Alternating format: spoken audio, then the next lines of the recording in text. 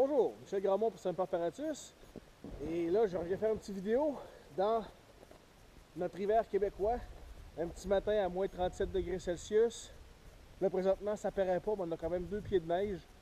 Et je trouvais que c'était un scénario idéal pour répondre à une question que je reçois quand même souvent. On me demande, tu sais, Michel, c'est quoi la différence? Tu parles souvent des arts martiaux versus les sports de combat, tout ça. C'est quoi la réelle différence? Ben, la réelle différence, c'est dur à expliquer que mieux qu'avec ce qui m'entoure présentement. Euh, à travers les années, j'ai pratiqué plusieurs styles et quand il exigeait, je pense à un instructeur entre autres qui parlait qu'il fallait absolument pratiquer du nu-pied, sinon c'était pas bon parce que dans la vraie vie, on est né comme ça. Je m'excuse, je sais pas dans quel pays, mais moi, la température qu'il fait présentement nu-pied, je me débrouille pas super bien, puis je dois pas être le seul. Donc, dans un contexte sportif où est-ce qu'il y a des planchers chauffés, le plancher est égal, tout va bien. C'est un petit peu la définition d'un sport. Dans un sport, ça va toujours être un contre un.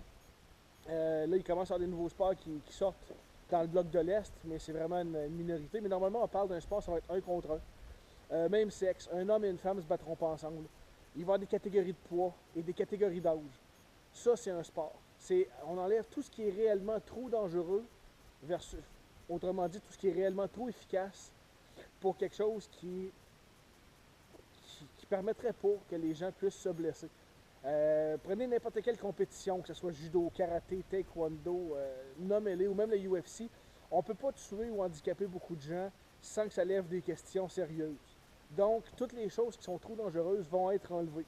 Ça ne dit pas qu'il n'y a pas des techniques efficaces, mais tout ce qui l'est trop ou trop dangereux va être enlevé. Par opposition à un art martial, martial vient de Mars, qui était le dieu de la guerre chez les Romains. C'est fait pour être utilisé dans une situation de guerre. Une situation de guerre, le terrain n'est pas égal. Les températures ne sont pas nécessairement égales. On peut être dans un terrain boueux. On peut être dans à peu près n'importe quoi. Par exemple, ici, je suis pas trop frileux, puis je sais que je ne serai pas dehors longtemps, fait que j'ai pas toutes mes grosses affaires. Et des températures comme aujourd'hui à moins 37, tout dans le fond, on est habillé, puis on ressemble plus au bonhomme Michelin qu'autre chose. Le super de beau coup de pied au visage se pratique moins bien, surtout quand on est enfoncé jusqu'aux genoux dans la neige. Euh, Décider qu'on amène l'adversaire au sol pour aller se battre, si on ne sait pas comment on fait, ça aussi, ça peut être dangereux. C'est le fun sur un tatami, dans une salle où tout va bien, tout est réglementé, où on sait que le sol ne sera pas plus dur que ça.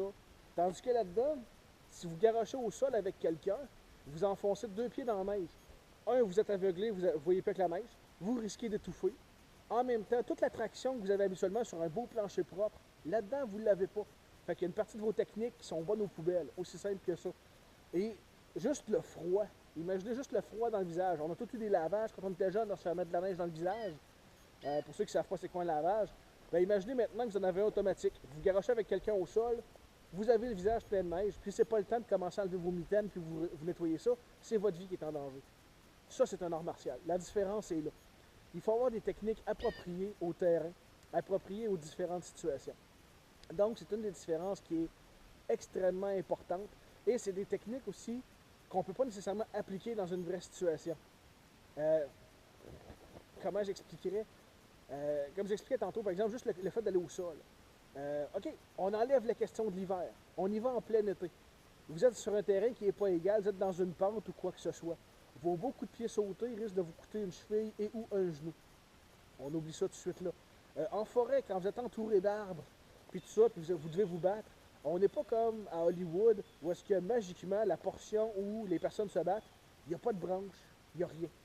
Dans la vraie vie, si vous allez dans la forêt, juste en arrière ici, vous le voyez, regardez l'épaisseur de branches qu'il y a. Imaginez maintenant vous battre là-dedans. Vous pouvez vous crever un œil, vous faire graffiner le visage juste en vous déplaçant. OK? Essayez maintenant de vous battre là-dedans. Sans technique appropriée à la vraie vie, c'est impensable. OK, j'entends tout de suite la contrepartie parce que je me suis déjà fait poser ces questions-là. Oui, mais là, Michel, tu parles d'être en pleine forêt. En pleine ville, c'est quoi? En pleine ville, regardez juste présentement. Le déneigement n'est pas nécessairement au point encore. Il part des banquises un petit peu partout. Il y a de la glace.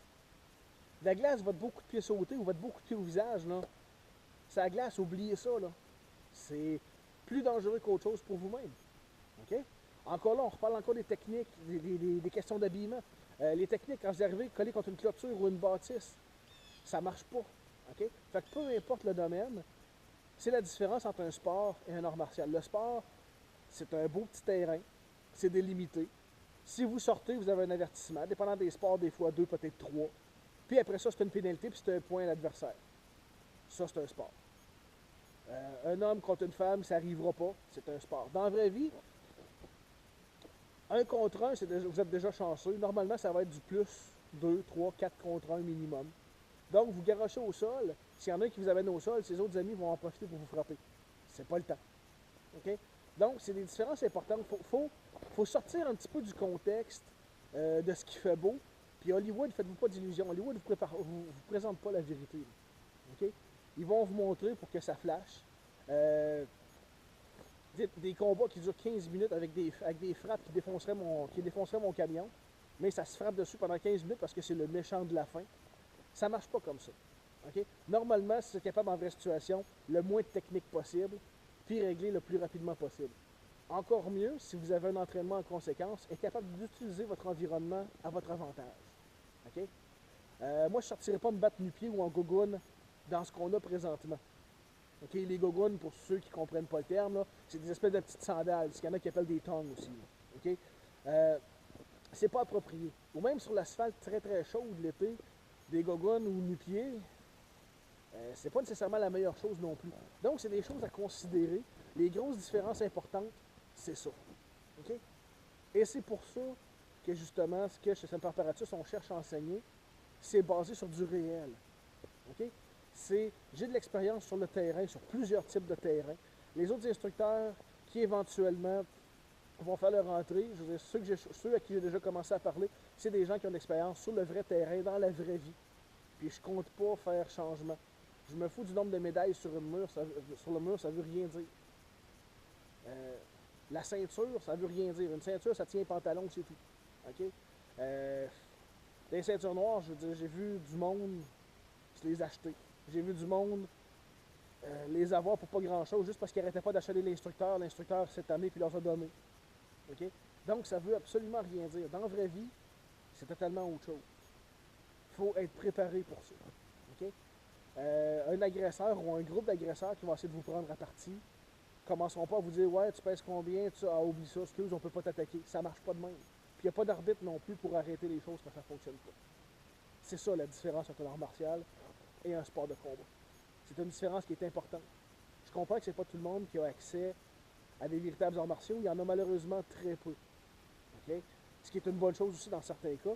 Mais il faut être capable de voir au-delà. Posez-vous les questions, peu importe ce que vous voyez. Je ne dis pas que tout est mauvais. Okay? J'ai fait d'autres styles.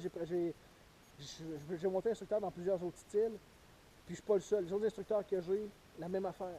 Okay? Mais il faut être capable de voir à un moment donné, oui, ça c'est le fun à pratiquer, mais dans la vraie vie, ça n'a aucune utilité. Des fois, ça va avoir une valeur pédagogique pour vous apprendre, vous amener vers autre chose. C'est correct. Mais la technique ultime, puis tout ça, ça n'existe pas. Puis deux, d'essayer de voir de comprendre que le sport, c'est un domaine de sport. Ça se traduit pas toujours dans la vraie vie.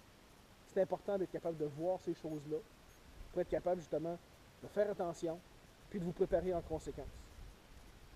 Je trouve toujours ça dommage quand j'entends parler des gens qui ont passé des années à pratiquer un sport en pensant que c'est un véritable art martial. Puis souvent, leurs instructeurs pensent aussi que c'est un véritable art martial. Là, je lance pas de roche. Okay? Mais quand ils font l'expérience de la rue, soudainement, les choses ne marchent pas comme ils veulent. Des champions du monde qui se sont fait tabasser en pleine rue, puis pas parce qu'ils étaient pas bons, ils étaient excellents, mais ils ont amené leur sport dans un autre domaine qui ne pardonne pas les erreurs ou qu'il n'y a pas d'arbitre pour arrêter le combat. Et où on ne joue pas à taille non plus ou des choses comme ça. Donc, tout ce que je veux, c'est que vous compreniez ce principe-là et que vous soyez capable de l'appliquer et de vous poser les vraies questions. Des fois, c'est dur. C'est dur pour l'ego d'être capable de dire « Mon Dieu, je viens de passer tant d'années à pratiquer cette discipline-là, puis dans la vraie vie, ça ne marche pas de même. » Oui, c'est dur. Mais est-ce que vous préférez vous poser la vraie question maintenant ou vous demander après ça pourquoi ça n'a pas marché une fois que vous avez été agressé puis vous avez été, je sais pas moi, passer un bout de temps à l'hôpital ou quelque chose suite à ça? C'est des choses qui sont intéressantes à se poser comme question et qui peuvent être très importantes. Sur ce, je vous rappelle, toutes ces connaissances-là, quand on les a pas, ça vient pas tout seul. Donc rappelez-vous, avec Semper Paratus, mieux vaut avoir et pas avoir besoin qu'avoir besoin et pas avoir. Merci.